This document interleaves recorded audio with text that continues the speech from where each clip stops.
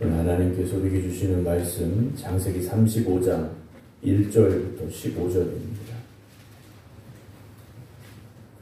창세기 35장 1절부터 15절입니다.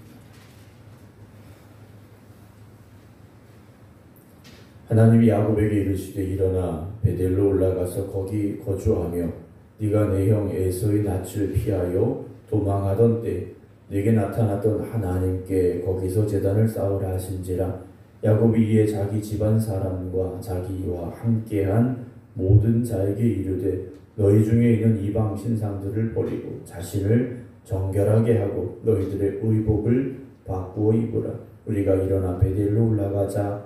내 환난 날에 내게 응답하시며 내가 가는 길에서 나와 함께 하신 하나님께 내가 거기서 제단을 쌓으려 하노라 하며 그들이 자기 손에 있는 모든 이방 신상들과 자기 귀에 있는 귀고리들을 야곱에게 주는지라. 야곱이 그것들을 세겜 근처 상수리 나무 아래에 묻고 그들을 떠났으나 하나님이 그 사면 고울들로 크게 두려워하게 하셨으므로 야곱의 아들들을 추격하는 자가 없었더라. 야곱과 그와 함께한 모든 사람이 가나안 땅 루스 곧 베델에 이르고 그가 거기서 제단을 쌓고 그곳을 엘 베델이라 불렀으니 이는 그의 형의 낯을 피할 때 하나님이 거기서 그에게 나타나셨음이더라. 리브가의 유모 드보라가 죽음에 그를 베델 아래에 있는 상수리 나무 밑에 장사하고 그 나무 이름을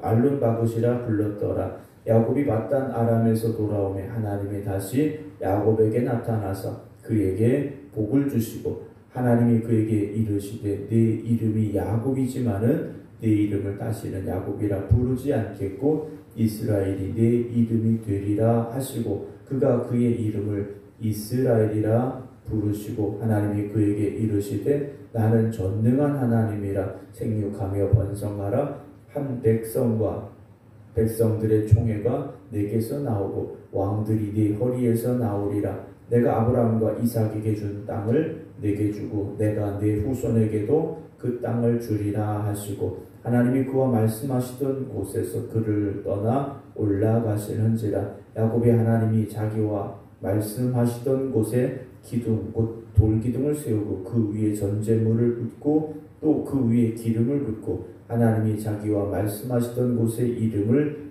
베델이라 불렀더라. 아멘. 할렐루야. 하나님 앞에 기도드리는 모든 성도 여러분들에게 하나님의 크신 은혜만 더하시기를 주의 이름으로 축원합니다. 오늘도 온라인으로 예배드리고 계신 김정문 장로님, 박정순 권사님, 조홍봉 권사님, 김성자 권사님, 박용여 권사님, 안신환 권사님, 임승자 집사님, 김경호 장로님 동일한 은혜 임하시기를 주의 이름으로 축원합니다. 내일 새벽은 제가 교육자보고 수양회가 있어서 출타하는 관계로 김병국 장로님께서 새벽 예배 인도해 주시겠습니다. 이제 오늘 35장의 말씀을 시작하게 되는데요. 우리가 이제 33장, 34장 말씀을 나누면서 야곱이 정말 가야 될 그 목적지를 향해 가지 못하고 나아갈 때 어떤 일이 벌어졌던가에 대한 말씀을 함께 나누었습니다. 세겜에 있는 사람들을 죽였지만 이제 그 일로 인하여서 벌어질 상황들이 야곱에게는 두려움이 됐습니다. 주변에 다른 민족, 다른 사람들이, 다른 부족들이 또는 세겜과 관계 있는 사람들이 야곱을 멸하려 올 수도 있는 그런 상황이 돼버린 거죠. 그래서 오늘 35장 1절은 이렇게 시작을 하죠. 하나님이 야곱에게 이르시되 일어나 베델로 올라가서 거기 거주하며 라는 말씀을 하시게 됩니다. 야곱아 일어나라 라고 말씀하십니다. 야곱이 지금 이 현실 속에서 주저앉아 있었을 테고 많은 걱정과 염려가 그에게 있었을 겁니다. 그런 야곱에게 하나님은 일어나라 베델로 올라가라 라고 말씀을 하시죠. 물론 지리적으로도 더 북쪽에 있는 곳이긴 합니다만 신앙은 누누이 말씀을 드립니다만 올라가는 신앙이 되어져야 됩니다. 그렇지 않다라는 것은 지금 내가 뭐 조금 힘들어서 쉬어가고 있고 뭐 너무 바빠서 쉬어가고 있고 그렇지 않다라는 겁니다. 신앙은 늘 성장해 나아가야 됩니다. 멈추는 순간 이미 문제가 시작이 됐다라는 것이죠. 네가 올라가서 거기 뭐라고 말씀하시니까 거주하라 그러고 말씀하셔요. 거주하라는 것은 넌 거기서 살아야 된다 이 말씀이에요. 거기서 살아야 된다. 여기 세겜이 아니다 말씀하시죠. 네가 내 형 에서의 낯을 피하여 도망하던 때에 그때가 언제입니까? 야곱이 살아오면서 인생에서 만난 가장 큰 위기의 순간이었습니다. 형 에서가 받아야 될 장자의 축복을 자기가 아버지를 속이고 받았지 않습니까? 그래서 그로 인해서 도망치던 자기가 형이 자기를 죽이려 했던 그 위협을 당하는 그 도망자의 삶이었을 때 야곱이 만났던 첫 번째 위기였죠. 삶의 위기였다라는 겁니다.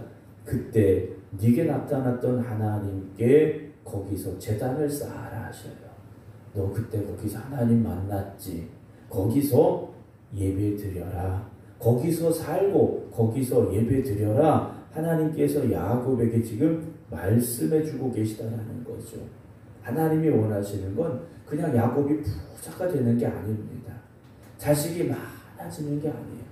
하나님과 함께하는 야곱이 되기를 원하시죠. 근데 우리는 어떤 삶을 원합니까?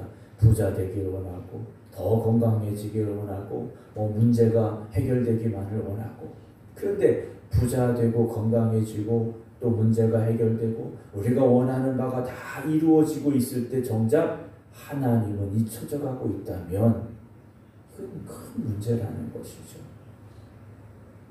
어제도 주일에 말씀드렸습니다만 욥은 그 고난을 당하면서도 놓치지 않았던 게 무엇입니까? 하나님이라는 거죠. 그 고난 가운데도 하나님을 놓치지 않았다라는 거예요. 사랑하는 성도 여러분, 우리의 삶이 다 하는 마지막 그 순간까지 하나님 손 붙잡고 살아가시기 바랍니다. 하나님 놓쳐서는 안 됩니다. 거기서 하나님께 제단 쌓아라. 하나님 앞에 예배 드려라 말씀하시죠. 야곱이 어떻게 합니까? 고민할 필요가 없어요. 머뭇거려서도 안 됩니다. 이에 자기 집안 사람과 자기와 함께한 모든 자에게 이르되 너희 중에 있는 이방 신상들을 버려라. 야곱 그의 가족 또 그의 함께한 종들이든 어떤 사람들이든 이방의 신상들을 가지고 있는 이들이 있었다라는 거죠. 야곱도 알고 있었지만 묵인하고 있었더라는 거예요. 오늘 우리 안에 있는 세상의 것들, 악한 것들 다 내어버려야 됩니다. 그걸 내어버리지 않으면 우리가 정결하게 될 수 없다라는 거죠. 더러운 거 다 끌어안고서 어떻게 정결해 줄 수 있겠습니까? 밖에서 일을 하다가 옷에 더러운 게 묻었습니다. 얼굴에 더러운 게 묻었습니다. 어떻게 해야 됩니까? 더러운 건 다 벗어내야 되지 않습니까? 그리고 깨끗하게 씻어야 되지 않습니까? 너희 의복을 바꾸어 입어라. 우리가 일어나 베델로 올라가자. 야곱이 자기 가족들과 모든 사람들에게 말하는 겁니다. 우리가 일어나 베델로 올라가자. 우린 다 같이 베델로 가야 된다 외치고 있죠. 왜 그렇습니까? 내 환난 날에 내게 응답하시며 내가 가는 길에서 나와 함께 하신 하나님께 내가 거기서 제단을 쌓으려 하노라. 내가 잊어버리고 있었다. 내가 그 베델을 잊어버리고 있어서 베델로 다시 가야 되고 거기서 나와 함께 하신 하나님 앞에 예배드려야 돼. 그리고 어떻게 합니까? 4절 그들이 자기 손에 있는 모든 이방 신상들과 자기 귀에 있는 귀고리들을 야곱에게 주는지라. 야곱이 그것들을 세겜 근처 상수리 나무 아래에 묻어버렸습니다. 다 묻어버렸어요. 그리고 그들이 떠났습니다. 떠나야 될 자리에서 떠났다라는 거죠. 떠나야 될 자리, 잊지 않아야 될 자리에 머물렀던 야곱과 그의 일행들이 그곳을 이제 떠났죠. 근데 문제가 있습니다. 아까 처음에 말씀을 드렸듯이 34장으로 인하여서 야곱에게 찾아올 위험이 있었다라는 거죠. 야곱에게 칼을 들고 찾아올 사람들이 있었다라는 겁니다. 하지만 하나님이 그 사면 고울들로 크게 두려워하게 하셨으므로 그래요. 야곱이 머물렀던 세계 근처 주변의 모든 사람들이 두려움에 빠지겠다라는 거죠. 하나님께서 그렇게 야곱을 지켜주셨죠. 그래서 야곱의 아들들을 추격하는 자가 없었더라. 두려움 속에 있던 그 야곱을요, 하나님께서 또다시 이렇게 지키시고 보호하시는 은혜를 주시고 계심을 보게 되죠. 6절 야곱과 그와 함께한 모든 사람이 가나안 땅 루스 곧 베델에 이르고, 베델에 드디어 도착을 합니다. 그가 거기서 제단을 쌓고 그곳을 엘 베델이라 불렀다 그랬습니다. 베델이라는 곳은 하나님의 집이죠. 엘 베델은 하나님의 집의 하나님이신 거예요. 그러니까 하나님을 더 지금 찾게 됐다라는 거죠. 하나님의 집에 계신 하나님. 야곱의 목표는 축복이었습니다. 그러니까 세상말로 말하는 그런 복이었어요. 그런데 이제 그의 입에서 나오는 건 하나님이셨다라는 거죠. 하나님이시라는 거예요. 이는 그의 형의 낯을 피할 때 하나님이 거기서 그에게 나타나셨습니다. 야곱 곁에 아무도 없었는데, 도망치는 야곱이었는데, 죽음의 위협 속에서 떨고 있던 야곱이었는데, 야곱을 찾아오신 하나님, 그 하나님을 다시 기억하기 시작했다라는 거죠. 잊어버리고 있었던 겁니다. 여러분, 우리가 베델과 같은 우리의 신앙의 체험과 고백이 있다면 그걸 잊지 말아야 됩니다. 그런데 세월이 지나다 보니 이런저런 이유 때문에 무뎌지고 잊혀져 버렸다면 다시 기억해 내셔야 됩니다. 그 베델을, 우리의 베델을 다시 기억하고 고백해야 되죠. 8절입니다. 리브가의 유모 드보라가 죽음에 그를 베델 아래에 있는 상수리 나무 밑에 장사하고 그 나무 이름을 알론 나굿이라 불렀다 그랬습니다. 야곱의 어머니 리브가가 어떻게 죽었는지는 성경 기록하지 않습니다. 아마도 야곱이 떠나 있던 중에 죽었던 것 같아요. 그런데 갑자기 그의 어머니 리브가의 유모 드보라가 등장을 합니다. 그리고 드보라가 죽었다라고 성경은 기록을 합니다. 왜 이 여인이 갑자기 등장을 했을까 생각을 해봐요. 그런데 성경은 알려주고 있지 않습니다. 그리고 그 이전에도 이 드보라는 여인이 있었는지조차 우리는 몰라요. 아무것도 모르는 상황에서 지금 갑자기 리브가의 이모 드보라가 등장을 하고 그 여인이 죽어서 베델 아래에 있는 상수리 나무 밑에 장사하고 그 나무 이름을 알론 나굿이라 그랬습니다. 알론 나굿이라는 이름의 뜻은 통곡의 상수리 나무입니다. 그러니까 야곱이 이 드보라 여인을 장례 치르면서 통곡했겠다라고 우리는 생각할 수 있겠죠. 어머니가 돌아가심에도 불구하고 야곱은 어머니 곁에 가지 못했었습니다. 그리고 자신을 돌보아 주었을 이 여인의 죽음 앞에서 야곱은요 통곡하고 있음을 우리가 보게 되죠. 우리가 집중해야 될 것은 이 여인이 아니라 리브가라는 야곱의 어머니죠. 쌍둥이 아들을 낳았지만 야곱을 장자의 축복을 받게 하기 위해서 남편을 속였던, 그로 인해서 아들과 생이별할 수밖에 없었고 아들이 돌아올 때까지 기다리지 못하고 죽을 수밖에 없었던 이 여인을 우리는 기억해 봐야 할 것 같습니다. 하나님께서는 이미 예비하셨고 말씀해 주셨지 않습니까? 에서와 야곱이 뱃속에 있을 때 하나님이 말씀하셨어요. 그러면 하나님께서 그렇게 말씀하셨으면 하나님께서 이루시고 만들어 가실 것임을 믿었어야 되는데 그들의 짧은 생각이 이 비극을 만들어 내고 말았다라는 거죠. 우리가 하나님의 말씀, 하나님의 약속을 받았다면 믿으시기 바랍니다. 조금 더뎌질 수도 있습니다. 늦어질 수도 있죠. 그러나 하나님이 약속하신 것은 반드시 이루신다. 믿으시기 바랍니다. 9절입니다. 야곱이 밧단 아람에서 돌아오매 하나님이 다시 야곱에 나타나사 그에게 복을 주셨다라고 말합니다. 야곱은 바단 아람에서 지금 돌아왔다라고 성경은 기록을 해요. 그런데 이미 그 중간에 세겜에서 땅 사고 거기서 눌러 앉았었던 야곱이죠. 그런데 성경은요, 세겜은 지나가는 곳이라고 말씀해주고 계신 거예요. 아무리 거기서 땅을 샀고 뭐 오래 살려고 했었다, 그건 중요한 게 아니죠. 다시 여기까지 돌아왔다. 우리의 인생도요, 그런 것 같습니다. 우리는 결국 하나님의 나라로 돌아가야 될 사람들이지 않습니까? 지금은 과정인 거예요. 지금은 과정입니다. 우리가 사람이 죽으면 돌아가셨다라고 말하지 않습니까? 왔던 그곳으로 돌아간다라는 거죠. 우리나라 사람들이 참 그런 말을 잘 붙인 것 같아요. 처음에 어떤 의미였는지는 모르겠습니다만 우리는 다 하나님께로 돌아가야 될 사람들이지 않습니까? 그런데 그 과정이 어떠해야 되겠습니까? 하나님 보시기에 아름다워야 됩니다.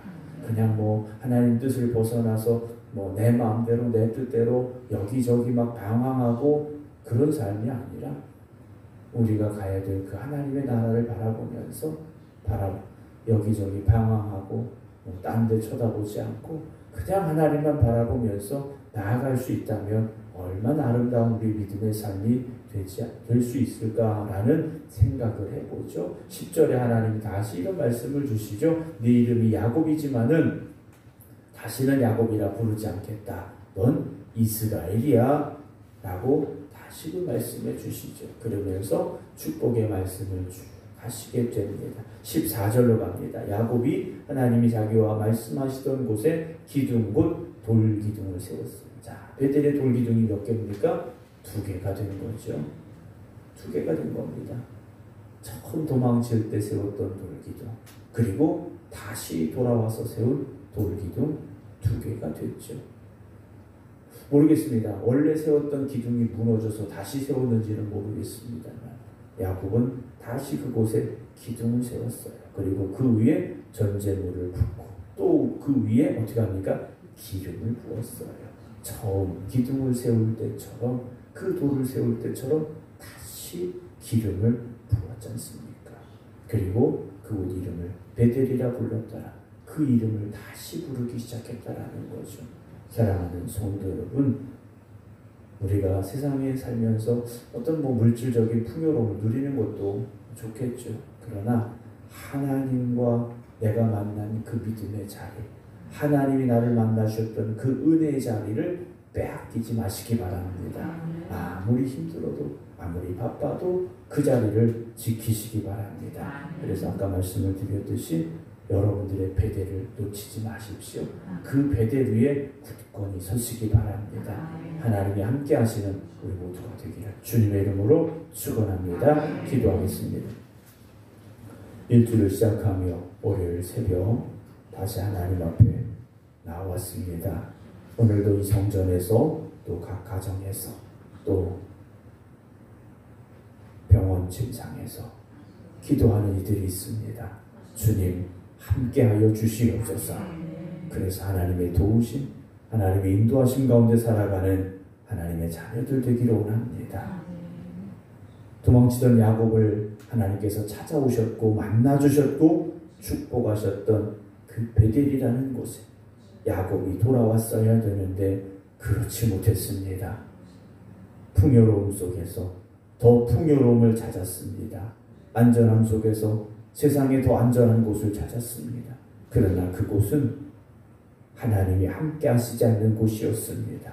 또다시 야곱에게 풍파가 찾아왔고 어려움이 찾아올 수밖에 없었습니다.